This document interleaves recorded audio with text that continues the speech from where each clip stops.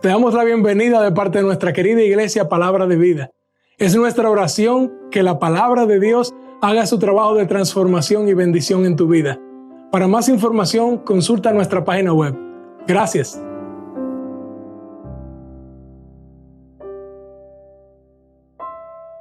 En Mateo, capítulo 20, hermanos.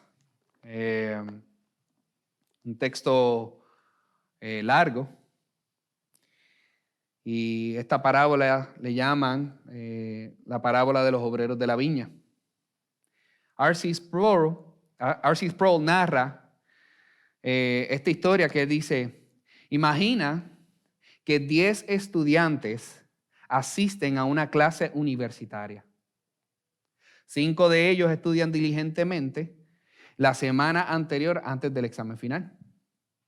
Los otros 5 se van de fiesta toda la semana y ni siquiera miran sus apuntes para el examen final. Los 10 estudiantes hacen el examen y se publican estas notas finales. Los primeros 5 alumnos, como podrán esperar, sacaron A, pero los otros 5 habían fracasado.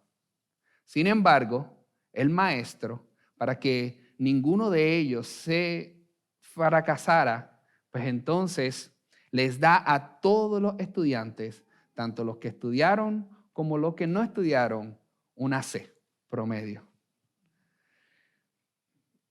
Esto parece gracioso, pero el problema es que pensamos que ahí se hizo justicia. Pero nos olvidamos que los que estudiaron sacaron A y no recibieron ninguna justicia. Al contrario, recibieron injusticia. Tal vez los que no estudiaron recibieron gracia y misericordia, pero hubo un grupo que no recibió conforme a lo que ellos habían hecho. Esta sencilla ilustración muestra que el sistema en la universidad para esos estudiantes fue injusto, no era justo. Ahora, Jesús nos narra una parábola aquí en Mateo capítulo 20, versos 1 al 16. Y nos está mostrando elementos sobre lo que es la justicia y la gracia, así como también los méritos.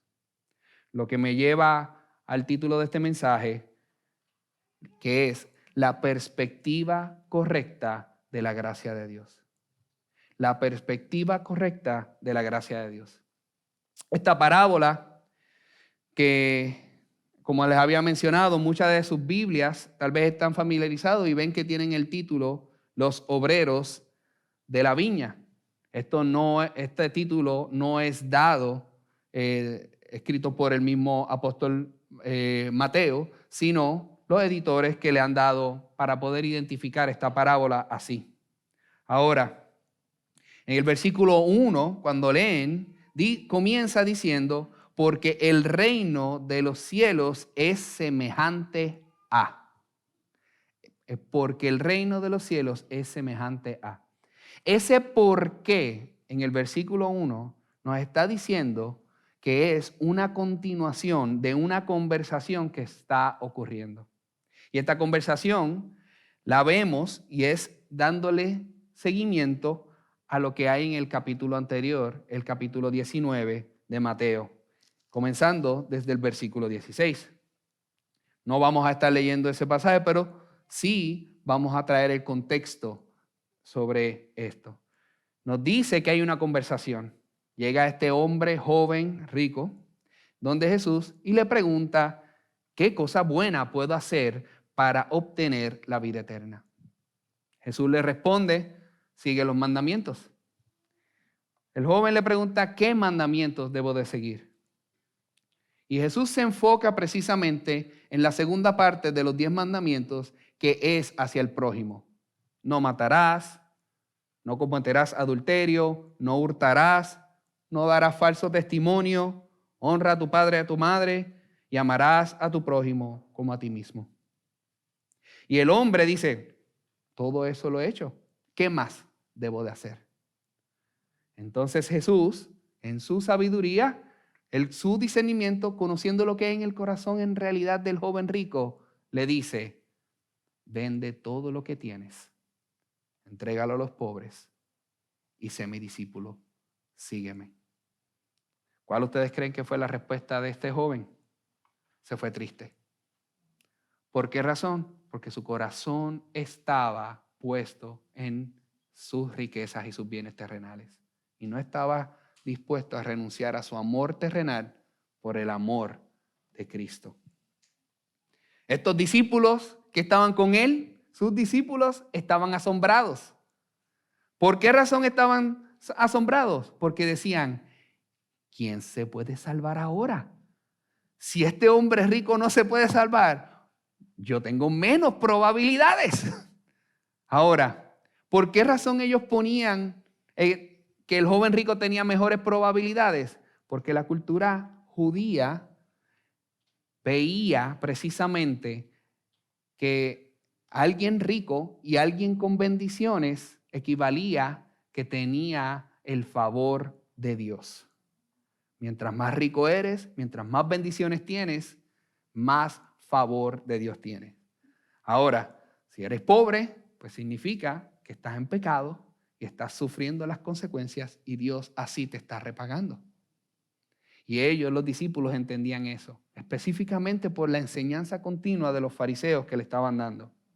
Ahora, en esta desesperanza, Jesús les dice a ellos que la obra de salvación no se logra por el ser humano. No existe ninguna obra que tú puedas hacer para poder ganar tu salvación. Y en eso le dice, porque la salvación es de Dios. Él es el que te da la salvación. No hay nada que tú puedas hacer para poder ganártela. Ahora, entendiendo eso, nuestro amado Pedro entra en el panorama. Pedro, bien prudente, bien cometido, sabiendo, no, yo voy a utilizar palabras sabias, ¿verdad? Esperaríamos eso de Pedro. El Pedro que anteriormente, ya en capítulos anteriores, había dicho, tú eres el Cristo, tú eres el Mesías, tú eres el Hijo de Dios. Teniendo esta revelación que Jesús mismo reconoce, no te lo ha revelado ni carne ni sangre, sino mi Padre que está en los cielos. ¿Y cuál fue la respuesta de Pedro? Él piensa y dice, bueno, si el joven rico no puede entrar al cielo porque no estuvo dispuesto a renunciar a sus bienes, nosotros sí lo hemos dejado todo. Yo dejé la pesca, Mateo dejó los impuestos y muchos de los discípulos que están aquí han dejado todo para seguirte a ti. Y así mismo se lo menciona Pedro a Jesús. Pero le hace la pregunta, ¿qué hay para nosotros como recompensa? ¿Qué nosotros tenemos como recompensa? La respuesta de Jesús podría asombrarnos porque Jesús no se molesta, airado, sino que al contrario, afirma sus palabras y le dice, ciertamente ustedes sí me han seguido y lo han dejado todo.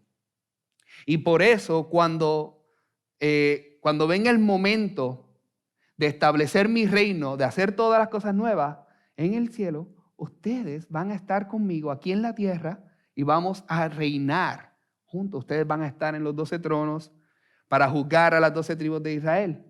Pero no lo deja ahí solamente. Él dice, y todos los demás que estén dispuestos a dejar lo que más aman en sus vidas para seguirme a mí, yo se lo multiplicaré 100 veces más.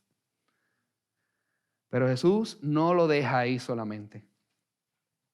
Jesús también le dice en el versículo 30 del capítulo 19 a Pedro, pero, esto viene condicional, pero muchos primeros serán últimos y los últimos serán primeros. En otras palabras, Jesús le está diciendo, Pedro, ustedes sí van a tener una recompensa. Ustedes lo han dejado todo por mí para seguirme. Pero Pedro, todavía hay algo que tú no estás entendiendo bien de cómo funcionan las recompensas, las bendiciones de Dios y su gracia. Todavía hay algo que tú no estás entendiendo. Y es en este contexto que Jesús trae una ilustración para traer la revelación de lo que es tener una perspectiva correcta de la gracia de Dios. Entonces, Jesús utiliza esta parábola, que es una ilustración muy común para su región, cultura y tiempo. Hemos hablado anteriormente que las parábolas que Jesús utiliza son parábolas reales, que ellos están familiarizados en su tiempo y que los reconocen para que los puedan aplicar de manera correcta. ¿Y cuál es esa parábola? Este dueño de un viñedo, y es el tiempo de cosechar las uvas. El trabajo de cosechar las uvas, hermanos, tal vez muchos de nosotros no estemos familiarizados. Tal vez la experiencia que nosotros hemos tenido aquí en Tampa ha sido que pagamos por recoger fresas en las diferentes, en Lakeland o en otros lugares donde las cosechan. Y nosotros le pagamos a alguien para yo poder recoger las fresas y comérmelas yo también después. Pero si te dedicas a esto, precisamente el trabajo es un trabajo arduo. Y todavía en el presente, al día de hoy, el recoger uvas es un trabajo bien arduo. Precisamente yo tengo un médico a quien yo le doy servicio y le pregunté, porque él es dueño de un viñedo, y le pregunté, ¿cuál es la parte más difícil de esta inversión que tú has hecho para este viñedo que tú tienes? Y él dice que la parte más difícil es el de cosechar las uvas. Porque en el momento en que esas uvas maduran, tú tienes bien corto tiempo para tú poder cosecharlas antes de que se pierdan y entonces afecte la calidad del vino que se prepara con ellas. Entonces, así el dueño, viendo que es el tiempo de la cosecha, va en la mañana y va a la plaza a buscar trabajadores. Tal vez nosotros no estamos familiarizados con esto, porque la plaza es el lugar donde en aquel tiempo se reunían todas las personas que no tenían empleo y esperaban ahí con esperanza de que alguien viniera a poder ofrecerles un trabajo y de esa forma ellos poder sostener a su familia y a su hogar.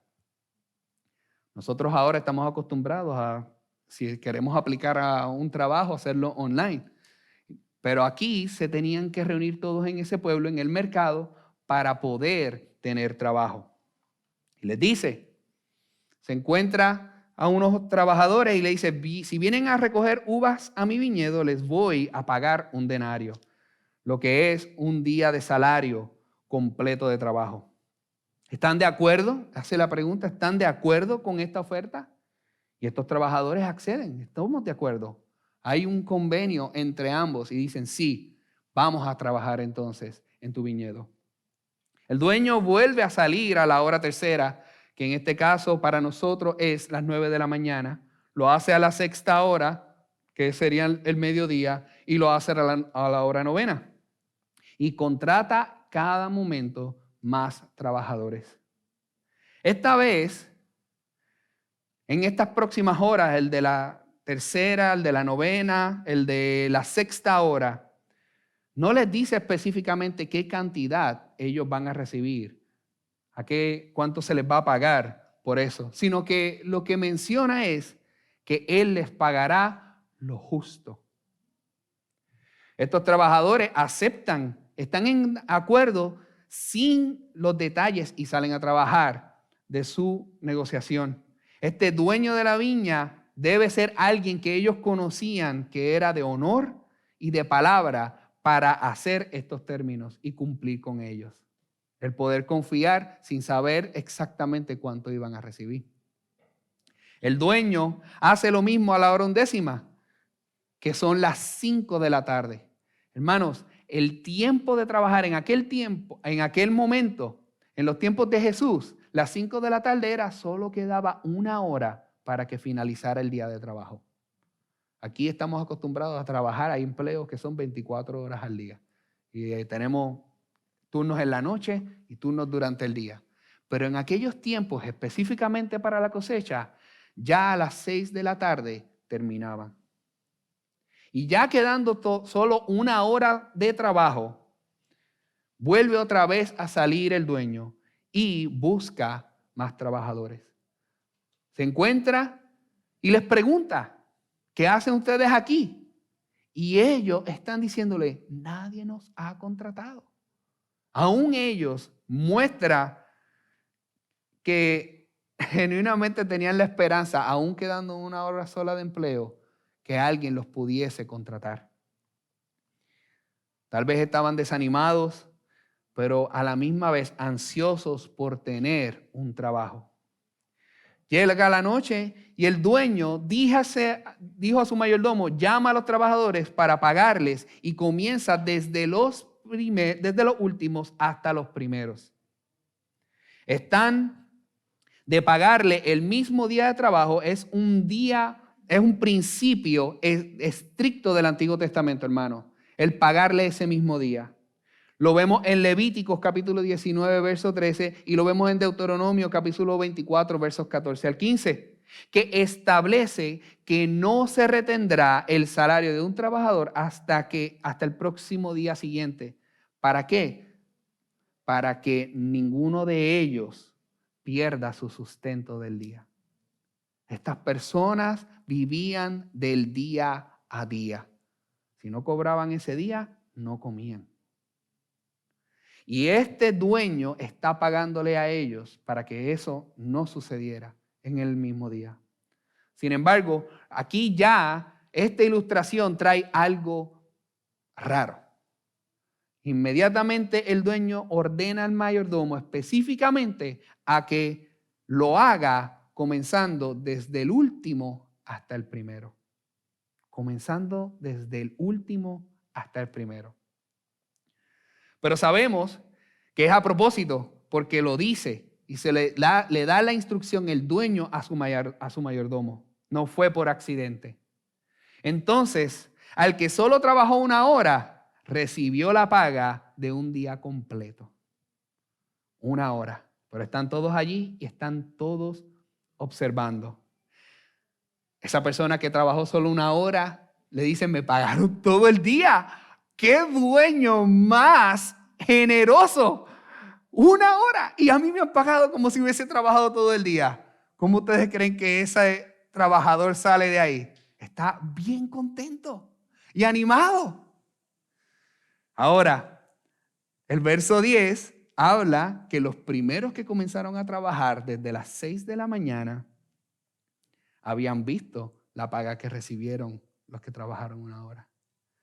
Y ellos tenían una expectativa de que iban a recibir mucho más. Al ver este gesto de generosidad, en Puerto Rico tenemos un dicho, ellos tal vez se estaban amolando los dientes. Ellos dijeron, ¡wow! Empezaron, si a él le dieron y le pagaron el día completo por 1 hora, déjame ver, son 12 horas. Si hago el cálculo, aquí los que son matemáticos me van a pagar 12 días de salario. Yo estoy aquí, wow, súper emocionado con esto. Calculando esos 12 días para ellos, comenzaron a ver que mientras seguían pagándole al resto, se les seguía dando solo 1 denario de salario. Y bien, les toca a ellos y reciben también 1 denario. ¿Cómo ustedes creen que se sintieron? Se molestaron, se airaron. Dice que murmuraron. Entonces, cuando habla de murmurar, ellos estaban gruñendo, pero no a espaldas del dueño, estaban gruñéndole a él, al dueño. Eso no es justo lo que tú acabas de hacer. Esos hombres solo trabajaron 1 día, mientras que yo sudé todo el día, 12 horas bajo el sol. ¿Y les vas a pagar a ellos lo mismo que me vas a pagar a mí? Eso es injusto. ¿Por qué le vas a pagar a ellos igual que a nosotros? Hermano, esto no es diferente a lo que el pueblo de Israel ha hecho a toda la historia en el Antiguo Testamento. Cuando habla de murmuración, habla de la queja continua aún en las bendiciones de Dios. El pueblo de Israel, habiendo sido libertado de Egipto, murmuraron porque no tenían comida y Dios les da maná. Murmuraron porque tenían sed, Dios les da agua. Murmuraron porque comían lo mismo todos los días, maná. Entonces Dios les da carnes. Nunca paraban de quejarse, aún recibiendo bendiciones directas de Dios. Y es en esta respuesta del dueño del viñedo, en estos versículos 13 al 16, que podemos ver lo que Jesús está tratando de responderle, que Él le responde y le trae a la luz por medio de la parábola a la pregunta que Pedro le había hecho a Jesús. El primer punto que nosotros vemos sobre esto es que la distribución de la gracia de Dios le muestra cuál es la distribución de la gracia de Dios y el verdadero problema del hombre. Vayan conmigo a estos versos 13 al 16 y leámoslos juntos nuevamente. ¿Están conmigo, hermanos? Él respondiendo dijo a uno de ellos: amigo, no te hago agravio.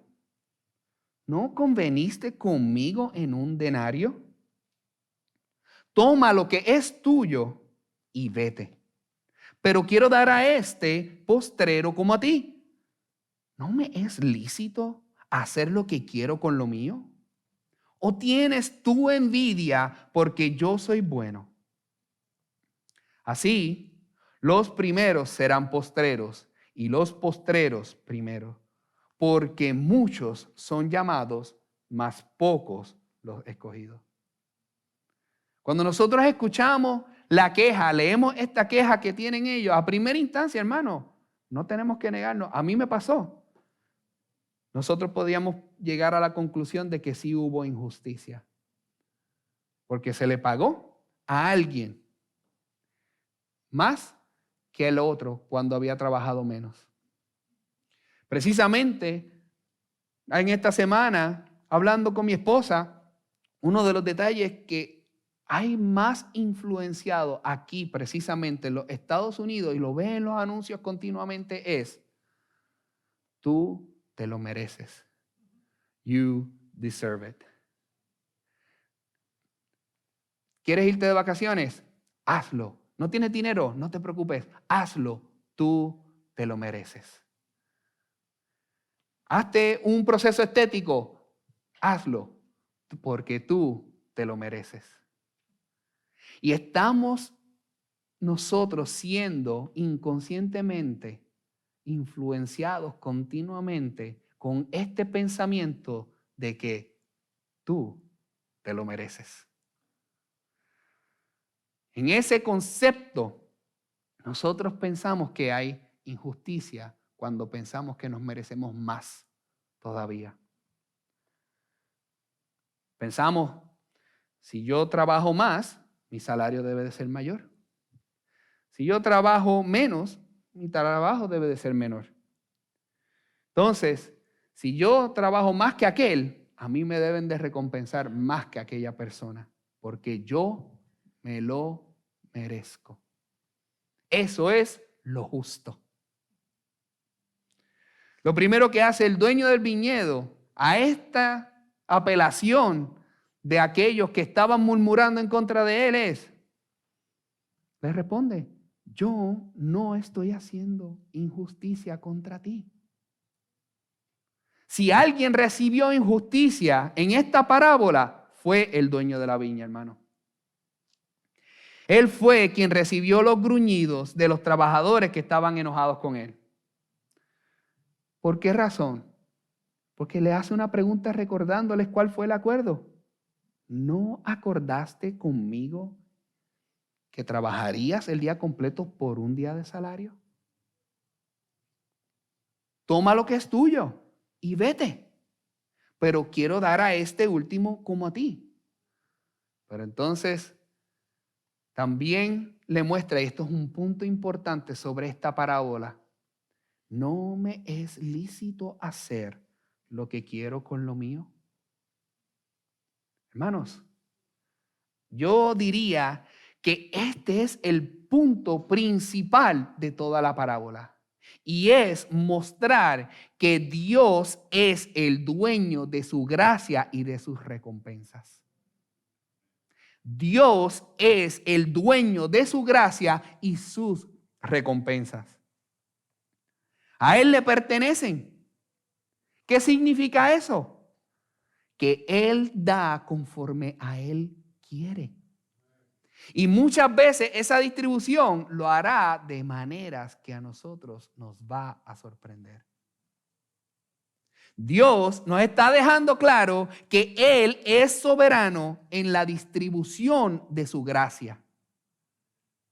Mateo 19, Jesús le habla a sus discípulos sobre el joven rico.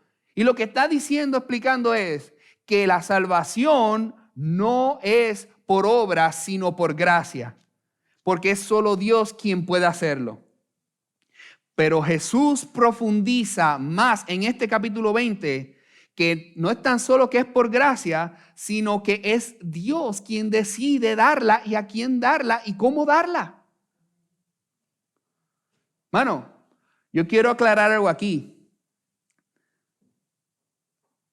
Todos los trabajadores, repito, todos los trabajadores en esta parábola recibieron gracia. Todos. Todos. ¿Por qué? Porque todos necesitaban trabajo. Así como nosotros estamos necesitados de un Salvador. El dueño fue quien salió a encontrar a los trabajadores en la plaza. Ellos no fueron al dueño, sino el trabajador fue quien se les acercó. Él fue quien los invitó a su viña. Dios es el que busca y Dios es el que salva. Nuestra salvación es enteramente su obra y esta es la razón principal por la que no tenemos ningún derecho a hacer demandas o establecer límites a lo que Él da a otra persona. Es la prerrogativa de Dios y solo Él demostrar misericordia a quien Él quiere dar misericordia. R.C. Sproul lo narra de una manera espectacular. Él dice, escuchen hermano, a menudo pregunto a la gente si cree en la soberanía de Dios y nunca he oído a un cristiano decir que no. Y si digo que Dios ordena soberanamente la creación que hizo, los cristianos dicen, amén, creo en eso. Y cuando pregunto, ¿y tiene Dios el derecho soberano de imponerle obligaciones morales? Los cristianos dicen, amén. Así es. Pero cuando se empieza a hablar de la distribución de la gracia de Dios, la gente comienza a objetar. Preguntan, ¿dices que Dios da una gracia a algunas personas que no da a otras? ¿Sí? Y R.C. Sproul entonces hace esta pregunta. ¿Acaso no llamó Dios a Abraham a salir del paganismo y no lo hizo con Hammurabi? ¿Acaso recibió Pablo una visión de Jesús mientras que Poncio Pilato y Caifás no la recibieron? De hecho, Pablo mismo en Romanos 9 pregunta, ¿hay injusticia por parte de Dios? De ninguna manera. Porque dice a Moisés, tendré misericordia de quien tenga misericordia. John MacArthur dice, desde una perspectiva humana, eso no parece equitativo. Pero desde la perspectiva divina es totalmente justo, ya que ninguna persona es digna de salvación. La vida eterna es una dádiva misericordiosa para la cual Jesucristo pudo haber pagado el precio.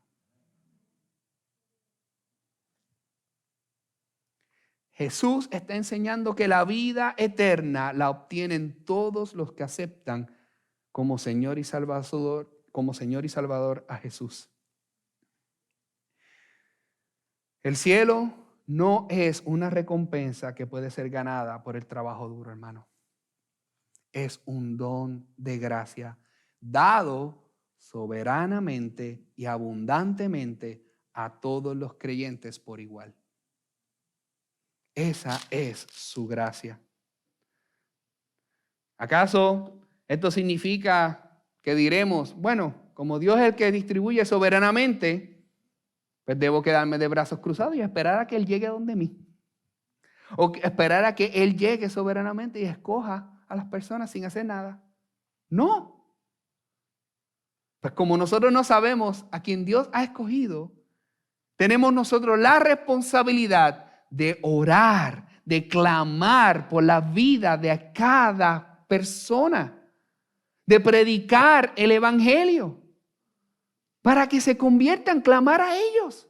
Precisamente en Santiago, cuando nosotros estamos estudiando en los grupos de vida, hablábamos, nosotros no somos el Espíritu Santo, por más que quisiéramos meternos a una persona y convencerlos.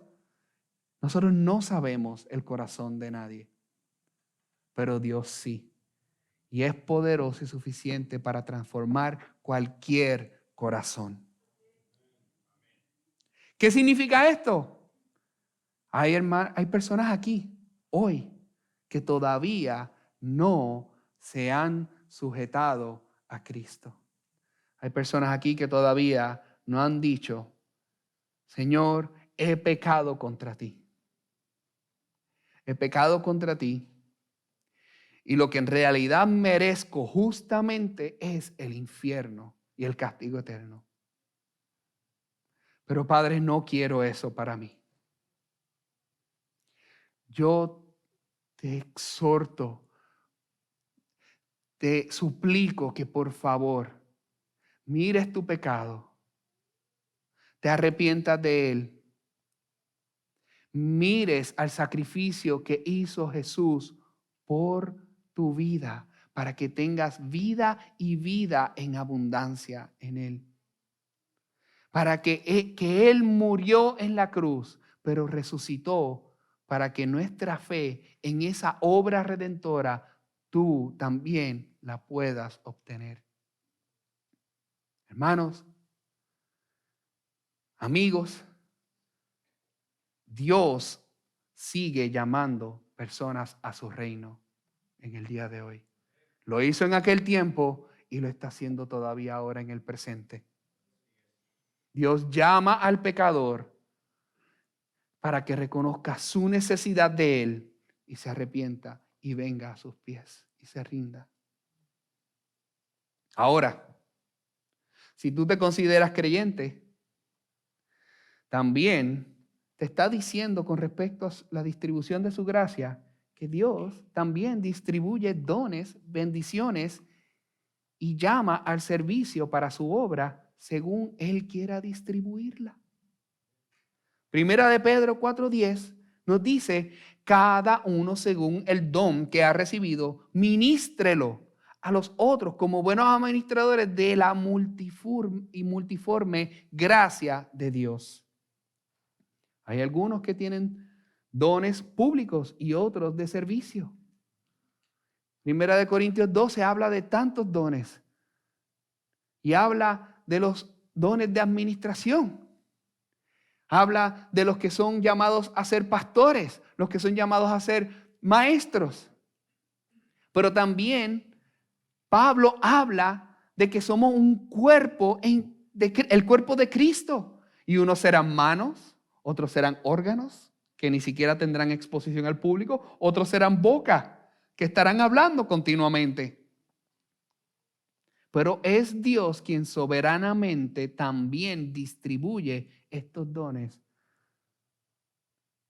según la multiforme gracia de Él. Pero no termina ahí. El dueño del viñedo continúa. ¿O tienes tú envidia porque yo soy bueno? Ahora es que vino lo bueno. Y aquí vemos el verdadero problema.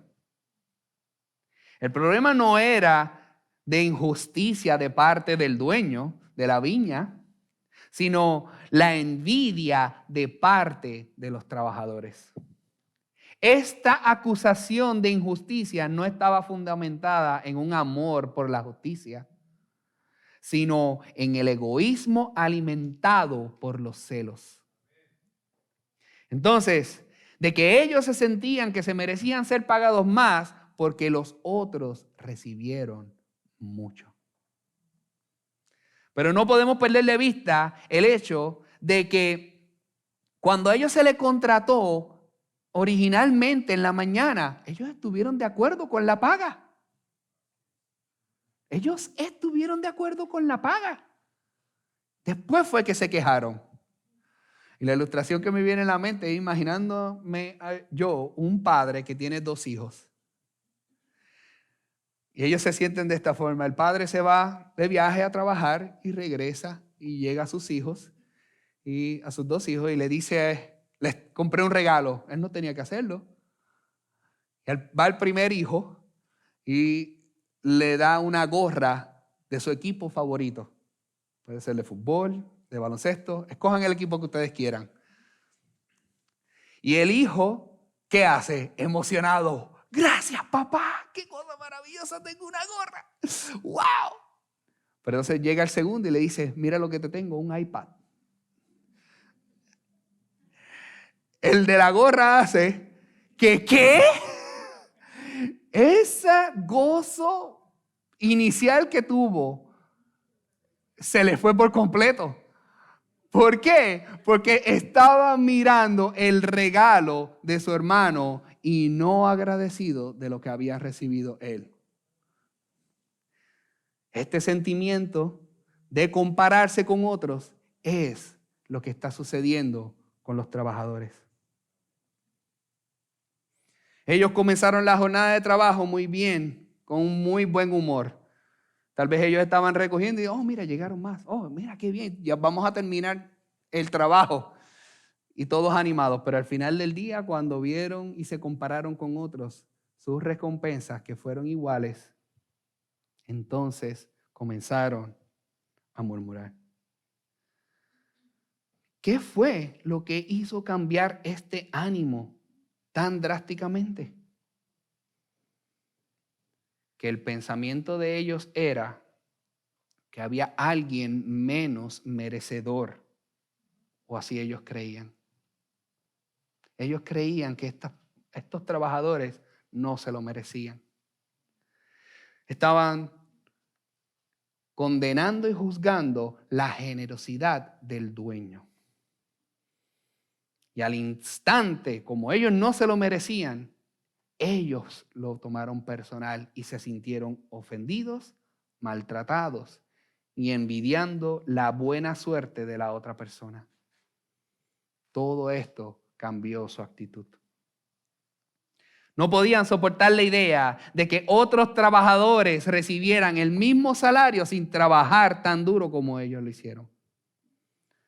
De repente, ese tiempo de gratitud y admiración de ellos por la generosidad extrema de su jefe se convirtió en un amargo resentimiento. Lo que me lleva a otro punto que Jesús enseña, y es que Dios rechaza Dios nos rechaza cuando nosotros nos comparamos con otros. Dios rechaza esa comparación cuando lo hacemos en contra de otro. Para entender nuestra pecaminosidad debemos examinar nuestra tendencia al descontento y al desagradecimiento, hermanos. Les di la historia del niño. Estaba inmediatamente desagradecido por el regalo que había recibido. Asimismo, exigen un trato de igualdad. Y eso es algo que hoy día en nuestra sociedad se está comunicando continuamente. Igualdad, igualdad, igualdad. Y esa igualdad pensamos que nosotros recibimos menos. Debo de recibir más porque otros se les está pagando más por menos de lo que yo estoy haciendo. En los tiempos de Jesús era bien común. ¿Por qué? Porque los líderes religiosos se molestaban que Jesús estuviera ¿quién? Eligiendo a los humildes y a los pecadores, aquellos que eran impuros, de acuerdo a sus ojos. Los religiosos, los fariseos, los saduceos, los escribas, todos ellos se miraban a ellos tan piadosos, tanto esfuerzo, tantas obras que estaban haciendo. Y viendo que Jesús tan generosamente estaba perdonando pecados, sanando al necesitado, mientras ellos habían dedicado su vida al servicio completo y pleno de Dios. Esto era igual con sus discípulos. Los discípulos se sentían de esa misma manera, hermano, no tan solo los religiosos. ¿Cómo nosotros sabemos esto? El mismo capítulo 20, más adelante, no lo estaremos predicando hoy, pero el mismo capítulo 20 habla de que más adelante los discípulos están hablando específicamente quién se sentará a la derecha y a la izquierda de Jesús cuando reine. A tal punto que utilizan hasta la mamá. Por favor, mira a ver si puede negociarme esto, mami. Y los discípulos se molestaron porque ellos mismos también estaban pensando que yo quería tener esa posición. Están buscando títulos. Aunque la palabra sí nos dice que nosotros recibiremos galardones. 1 Corintios 9:24.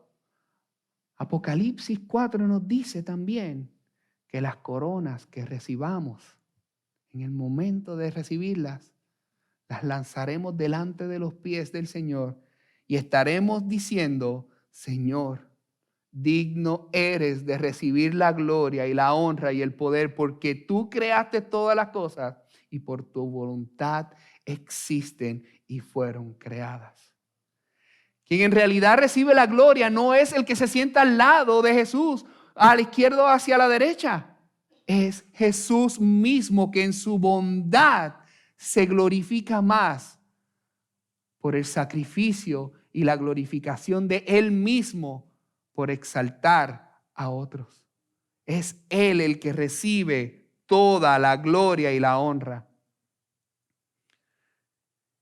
Pero hermanos, nosotros no somos diferentes.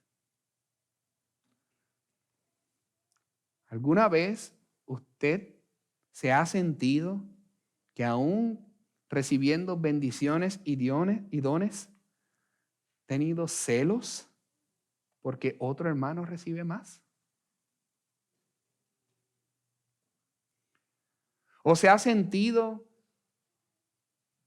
que le han servido y le han servido bien, pero cuando ven que otro es servido más, tienen celos también, pensando por qué esa persona lo sirve más que a mí? Pensando para ellos mismos en su corazón: yo no me merezco eso, yo me merezco ser tratado mejor o igual que esa persona. Manifestamos resentimiento y celos porque pensamos que otros son tratados mejor que yo. Mientras nos olvidamos de la gracia tan generosa que nosotros hemos recibido de parte de Dios por el amor de otros hermanos que ha colocado delante de nosotros en nuestros momentos de necesidad. Y esto no es, hermanos, para que nosotros pensemos que Jesús nos está llamando al sufrimiento y decir, Señor, lo estás tratando mejor, Padre, está bien, gloria a Dios que lo estás tratando mejor. Al contrario, Jesús nos está llamando a cada uno de nosotros, sus hijos, no a que solo estemos contentos con la gracia dispensada a nuestra persona, sino que también me goce y me deleite con la gracia distribuida que Él le ha dado a otros, ya sea mayor que la que yo he recibido. Me gozo y me deleito por las bendiciones que mi hermano está recibiendo, siendo mejores que las mías o mayores. Te deleitas en que tu hermano o tu hermana sean prosperados o bendecidos. ¿Te gozas? ¿O sientes tristeza porque tú llevas tiempo orando por lo mismo y todavía no lo recibes? Si hay en ti tristeza, yo te suplico, arrepiéntete de tu pecado. Ve a Dios, pídele perdón y deleítate de su generosidad que todavía te sostiene y te bendice y todavía no te falta nada y no te deja solo. Dios te va a acompañar siempre. No importando si son bendiciones que otro hermano las recibe y tú no las recibes. Gloria a Dios. Gloria a Dios. Las bendiciones de Dios no son necesariamente iguales para todos. Se van a ver diferentes. Y algunas veces, o muchas veces, pueden ser más a tu prójimo que a ti mismo. Esa es la realidad. Deleítate porque Dios sigue siendo generoso contigo. Y Jesús concluye con las mismas palabras que comienza en Mateo 19, verso 30, en respuesta a la pregunta de Pedro. En vez de decirle, pero, aquí dice así. En otras palabras es, como te acabo de explicar, es la manera en que tú vas a ver que los primeros serán postreros y los postreros primeros, porque muchos son llamados, mas pocos escogidos. Jesús le está diciendo que la manera de Dios distribuir su gracia es diferente como el ser humano piensa que lo distribuye. Esto no era para que dijeran, si quiero ser primero, ¿cómo entonces me hago en último en la fila para poder ser primero? No, no era para esa matemática. Lo que Jesús está mostrándole a sus discípulos es, el mundo está invertido. No esperen las cosas como el mundo las da, porque Dios tiene una manera soberana, perfecta, buena, agradable, santa para su gloria. Suficiente para que te deleites de esa generosidad y no va a ser como tú has sido enseñado por toda tu vida. Y con esto concluyo, hermanos. Recordemos, a Dios no le impresionan nuestros logros. Puedes vivir toda una vida trabajando para el servicio de Dios, pero asimismo te va a pagar con la misma salvación que aquel que en su lecho de su muerte acepta a Cristo como su Salvador. Gloria a Dios por eso. Esa recompensa sí es igual. Aunque trabajes mucho o trabajes poco, o inclusive pensemos que no trabajes bien para el Señor. Si aceptaste a Jesús como tu Salvador, vas a recibir vida eterna.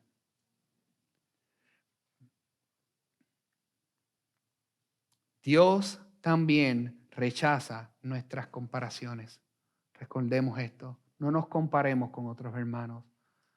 Cuidémonos de caer en esa tentación. Las bendiciones de Dios son bendiciones de Dios. Y cuando nosotros nos molestamos con otro hermano o otra hermana que recibe bendiciones, en realidad con quien nos estamos molestando es con aquel que dispensó esa bendición. Y recordemos, hermanos, que las recompensas de Dios, sus bendiciones y su gracia son de su dominio. Dios es soberano. Y gloria a Dios que nosotros dependemos de un Dios perfecto, que no comete errores, que aunque yo no entienda las cosas, Él es bueno siempre. Oremos. Padre, gracias, Señor. Gracias por las obras salvadora de Cristo, Señor, que murió en la cruz y resucitó para que nosotros tengamos vida eterna. Señor, gracias porque esta obra salvadora no depende de mí. Está en tus manos, Señor. Porque si estuviese en mis manos, así mismo, si la obtuviese en algún segundo, la perdería al próximo. Gracias, Señor, porque tú eres sabio y tú eres bueno. Padre, ayuda nuestro corazón a no caer en la tentación de compararnos con otros hermanos, Señor, sino a deleitarnos de tu generosa gracia distribuida de acuerdo a tu soberanía, como tú lo has designado, Señor, hacia tu iglesia, ya sea a mí o a mi prójimo, Señor. Ya sea que otro lo reciba más que yo, Padre, todo proviene de ti. Y que en mí haya siempre el gozo y en tu iglesia, Señor. En deleitarnos de tus bendiciones, ya sea personalmente o hacia el prójimo. Padre, perdónanos por todas las veces que ha habido descontento en nuestro corazón cuando vemos las bendiciones de otros. Nuestro anhelo no es fallarte, Señor, sino poder servirte cada día más hasta ese momento que tú nos llames a tu presencia, para tu gloria y para tu honra. Ayúdanos, Señor, a no quedarnos quietos y poder predicar tu palabra fiel para que otros puedan recibir esta generosa gracia que tú tienes preparada.